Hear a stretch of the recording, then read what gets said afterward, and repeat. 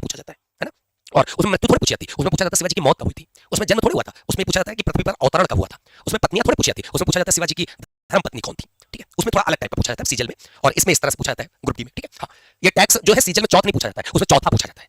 इसमें सरदेश मुखी होता है, इन्होंने टैक्स लगाया था। सीजल में जो पूछा जाता है सरदेशम मुखिया, मतलब अलग शब्दों का प्रयोग होता है, इसलिए एसएससी का, रेलवे का, इन सब से इनका कोई वास्ता यहाँ पर लेना देना नहीं है। ये केवल वो बच्चे तैयारी करें जो केवल ग्रुप डी का पेपर देना चाहते हैं, बाकी और कोई बच्चा इसकी तैयारी बिल्कुल मत करे। ठीक है, क्लियर है। तो कहने का मतलब है, बिल्कुल मेरी बहुत ध्यान से बात समझिएगा, यहाँ पर फालतू बच्चे बिल्कुल ना पढ़े, मैं नहीं चाहता कि फालतू बात पढ़े। ठीक है, हाँ, अब जैसे मान लो यहाँ पे पूछ लिया जाए कि क्या शिवाजी को जयपुर भवन में कैद किया गया था, नहीं, वहां पे पूछा जाएगा कि जयपुर भवन जो है वो भवन था कि कोठरी थी कि किला था कि कोई बाथरूम था। ठीक, तुम्हारे सीजल में ये पूछा जाता है। ठीक है, अब क्लियर होगी बात। अब प्लीज आप जो बच्चे ग्रुप डी की केवल तैयारी कर रहे हैं वो बच्चा यहाँ पढ़ेगा, बाकी बच्चा जो लेवल वाले एग्जाम जहाँ पे क्लास चल रही हो वहां पर पढ़ेगा, क्योंकि सीजल लेवल हम पढ़ा ही नहीं पाते, हम तो भाई ग्रुप डी वाले टीचर हैं तो ग्रुप डी वाला पढ़ाएंगे। ठीक है, उसी प्रकार शिवाजी के टाइम पर होते थे अष्टप्रधान। पेपर में सवाल मेरे प्यारे बच्चे, अब शिवाजी के दरबार में एक होता था अष्टप्रधान, जैसे कृष्णदेव राय के दरबार में रहते थे अष्टदिग्गज, उसी प्रकार शिवाजी के टाइम पर होते थे अष्टप्रधान। पेपर में सवाल आता है कि अष्टप्रधान किसके दरबार में, तो शिवाजी के दरबार में। अष्टदिग्गज किसके दरबार में, तो भाई किसके दरबार में, कृष्णदेव राय, जो 8 तेलुगु साहित्य के कवि थे। लेकिन यहाँ पर जब आपसे पूछा जाएगा अष्टप्रधान 8 किसका क्या काम होता था, जो आपको याद करना है, पहले नंबर पर याद कर लेना पेशवा। पेशवा की जब बात आएगी वो होते थे प्रधानमंत्री। तो प्रधानमंत्री की जब बात आती है तो मेन इंपॉर्टेंट चीज याद कर लेना, ये राजा का प्रमुख सलाहकार होता था, एक इंपॉर्टेंट, और दूसरी बात प्रधानमंत्री होता था तो प्रशासन पर मेन फोकस रखता था, बस इतना याद कर लेना। फिर और दूसरे यहाँ पर आपको दिख रहे होंगे सचिव, सचिव को सुरनवीस बोलते थे। इनका कार्य जो होता था राजकीय पत्राचार का कार्य होता था। ठीक है, राजकीय पत्राचार का कार्य होता था, याद कर लेना। वाक्यानवीस बोल लो, सुरनवीस बोल लो, मतलब जो भी एक प्रकार से लेटर वेटर आता था उसको पढ़ना लिखना एक दूसरे को भेजना। ठीक है, हाँ, क्लियर है। चलो, फिर उसके बाद सेनापति, सरे नौबत जिसको कहते थे। सेनापति नाम में क्लियर है कि सेना का सर्वोच्च अधिकारी, युद्ध और सेना व्यवस्था का संचालन करना। सबसे ज्यादा पूछा जाता अमात्य कौन होता था, तो अमात्य लिखा हुआ वित्त मंत्री, फाइनेंस मिनिस्टर। सिंपल सी बात है, जो उस राज दरबार में इनकम होता था, जो खर्चा होता था, जो पूरा मैनेजमेंट जो रखता था वो अमात्य का कार्य होता था। ठीक है, फिर मंत्री और वाक्यानवीस, राज्य की आंतरिक जानकारी और जो गुप्त समाचार होते थे, जित एक प्रकार से आज के टाइम पे कह सकते हो सीबीआई, आईबी, रा, इन सब का कार्य। ठीक है, सुमंत दबीर का कार्य क्या होता था, सुमंत दबीर का कार्य होता था विदेश नीति, जैसे फॉरेन मिनिस्टर होते हैं, विदेशों का कार्य होता। ठीक है, तो फिर अगला न्यायाधीश, नाम में क्लियर है, न्याय व्यवस्था का प्रमुख होगा। पंडित राव, पंडित नाम आया है तो आप याद कर लेना, धार्मिक कार्यों का देखरेख, मतलब यज्ञ करवाना, पूजा पाठ करवाना, इनका। ठीक है, चलो, इस प्रकार मेरे प्यारे बच्चे आपको बात समझ आ गई होगी, ये अष्टप्रधान शिवाजी के दरबार में। इसके बाद शिवाजी के टाइम पर एक प्रकार से आप कह सकते हो महाराष्ट्र में बहुत संत भी थे, और संतों में सबसे इंपॉर्टेंट सवाल पेपर में आ जाते हैं, क्या क्या आते हैं तो चला देखते हैं। सबसे पहले संत ज्ञानेश्वर, पेपर में सवाल आता है। मराठी भक्ति के आंदोलन के प्रवर्तक कौन माने जाते हैं, तो ज्ञानेश्वर, जैसे आपने पढ़ा था। दक्षिण भारत से उत्तर भारत भक्ति आंदोलन को लाने का श्रेय रामानंद को जाता था। इस प्रकार मराठा भक्ति आंदोलन के प्रवर्तक ज्ञानेश्वर थे। इन्होंने जो ग्रंथ लिखा था ज्ञानेश्वरी लिखा था, गीता की मराठी टीका थी, अद्वैत वेदांत और भक्ति का प्रचार किया था, कम आयु में महान संत प्रसिद्ध हुए थे। फिर आ जाओ नामदेव के बारे में, पेपर में सवाल आता है नामदेव किसके भक्त थे, तो आपको याद कर लेना है विठोबा, विठल के अनन्य भक्त थे, भक्ति को सरल भाषा में लोगों लोगों तक पहुंचाया। उनके अभंग गुरु ग्रंथ साहिब में मिलते हैं। ये पेपर में सवाल आता है कि महाराष्ट्र के कौन से ऐसे संत थे जिनकी रचनाएं, जिनके वचन जो एक प्रकार से गुरु ग्रंथ साहिब में सम्मिलित माने जाते हैं, तो नामदेव। क्लियर होगी बात। फिर संत तुकाराम, पेपर में सबसे ज्यादा आता है, इनकी पसंद प्रसिद्ध रचना का नाम है अभंग। क्लियर है, मराठी भक्ति काव्य के महान सत्य थे, विठोबा भक्ति के प्रमुख प्रवर्तक थे।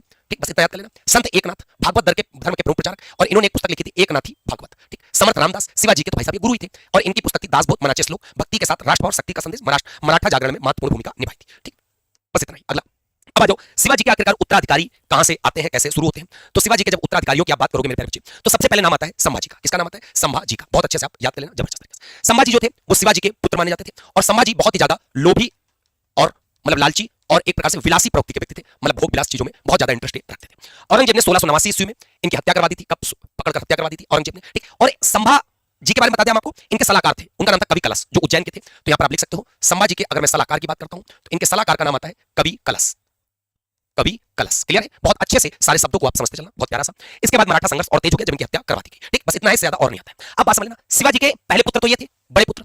इसके बाद शिवाजी के एक पुत्र और थे राजाराम, अर्थात कह सकते हो संभाजी के जो भाई थे उनका नाम था राजाराम। अब यहाँ पर गद्दी पर संभाजी के बेटे नहीं बैठे, शिवाजी का ही बेटा बैठा, लेकिन दूसरा बेटा बैठा, मतलब राजा राम गद्दी पर बैठ गए। ठीक है, हाँ, तो कहने का मतलब है बहुत अच्छे से, राजा राम का सबसे पहला संभाजी के बाद राजा बने, बिल्कुल सही। मुगलों से बचने के लिए जिंजी तमिलनाडु चले गए, बस इतना याद कर लेना। ठीक है, अब वहीं से मराठा संघर्ष जाएगा। पेपर में एक सवाल राजा राम का आता है, इन्होंने मराठा साम्राज्य की राजधानी किसे बनाया, तो आप बता सकते हो इन्होंने मराठा साम्राज्य की राजधानी सतारा को बनाया। किसको बनाया बेटा, सतारा को। इसके बाद गद्दी पर बैठ गए शिवाजी द्वितीय। तो ताराबाई का जो योगदान देख रहे हो, ताराबाई का जो आप योगदान देख रहे हो वो शिवाजी द्वितीय की माता थी, ये माता थी। शिवाजी द्वितीय की कौन थी, माता थी। तो बड़े प्यार से आप बता सकते हो। ठीक है, अब बात बहुत अच्छे से समझना, कैसे समझोगे। जो शिवाजी द्वितीय थे, ये पुत्र किसके थे, ये पुत्र थे राजाराम के। तो राजाराम की पत्नी ताराबाई थी, इनका बेटा गद्दी पर बैठा शिवाजी द्वितीय। लेकिन शिवाजी जो द्वितीय था ये अल्पवयस्क था, मतलब बहुत ही छोटा था, गद्दी पर बैठ गया। लेकिन पूरा का पूरा युद्ध कौन लड़ता रहा, इनकी मम्मी मतलब ताराबाई, अर्थात राजाराम की पत्नी। क्लियर है, 1700 के बाद मराठा आंदोलन के नेतृत्व में मुगलों के विरुद्ध गुरिल्ला युद्ध को इन्होंने जारी रखा। ठीक, बस इतना याद कर लेना। अब बीच में आ जाएंगे साहूजी महाराज। जो साहूजी महाराज थे ये संभाजी के बेटे थे, संभाजी का बेटा का नाम था साहू। ठीक, अब साहू क्या था, साहू बेटा कैद में थे। औरंगजेब ने संभाजी के टाइम पर साहू जी को अपनी कैद में कर लिया था।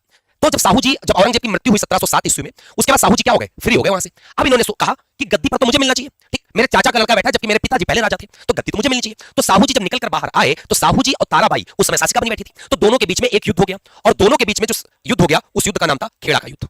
क्या नाम था? खेड़ा का युद्ध। और ये खेड़ा का जो युद्ध हुआ ये 1707 ईस्वी में हुआ, और किसके किसके बीच हुआ? तो याद कर लेना, साहू प्लस ताराबाई, चाहे ताराबाई बोलो चाहे शिवाजी द्वितीय बोलो, ताराबाई यहां पर हार गई, साहू जी जीत गए। इस प्रकार 1708 ईस्वी में मराठा सिंहासन पर साहू जी बैठ गए, ठीक है। उनके समय मराठा शक्ति पुनः मजबूत हुई, और साहू जी महाराज का सबसे ज्यादा सपोर्ट जो किया, साहू जी महाराज का सबसे ज्यादा अगर सपोर्ट किसी ने किया, सहयोग किया, तो उनका नाम था बालाजी विश्वनाथ। बालाजी विश्वनाथ। और आपको हम यह बता दें कि शिवाजी ने ऑलरेडी अष्टप्रधान एक बनाया था, जिसमें एक पद था जिसको हम लोग कहते थे मेरे प्यारे बच्चे पेशवा। पेशवा का मतलब होता था प्रधानमंत्री, और जो प्रधानमंत्री होता था वही मेन मुखिया होता था। तो साहू जी के टाइम पर पेशवा के पद पर नियुक्त थे कौन? बालाजी विश्वनाथ। अब यहां से पूरी शक्ति जो है वो पेशवाओं को दे दी गई, पेशवाओं को दे दी गई, और साहू जी राजा बने बैठे, लेकिन मेन चालू कौन करता है? पेशवा शुरू कर देते हैं यहां से शासन करना। और जब पेशवा चालू कर देते तो पेशवाओं में पहला पेशवा कौन था? बालाजी विश्वनाथ। और जब बालाजी विश्वनाथ पहले पेशवा बनकर बैठे तो पहले शक्तिशाली पेशवा, मुगलों से मराठों के अधिकार मनवाए, चौथ और सरदेश मुखी की मान्यता दिलवाई। बस इतना याद कर लेना, इससे ज्यादा तुमको याद करने की इंपॉर्टेंट नहीं है। पेपर में सवाल आता है मराठा साम्राज्य का दूसरा संस्थापक, भाई पहला पूछा जाएगा तो शिवाजी आप बताओगे, लेकिन मराठा साम्राज्य का सेकंड संस्थापक अगर आपसे कह दिया जाए, सेकंड फाउंडर कह दिया जाए, तो बालाजी विश्वनाथ। क्योंकि यहां से जो शासन करना स्टार्ट किया वो किसने स्टार्ट कर दिया? वो स्टार्ट कर दिया मेरे प्यारे बच्चे पेशवाओं ने, और पेशवाओं में पहला पावरफुल पेशवा बना बालाजी विश्वनाथ। याद कर लेना, ठीक। जब बालाजी विश्वनाथ पहला पेशवा बन गया,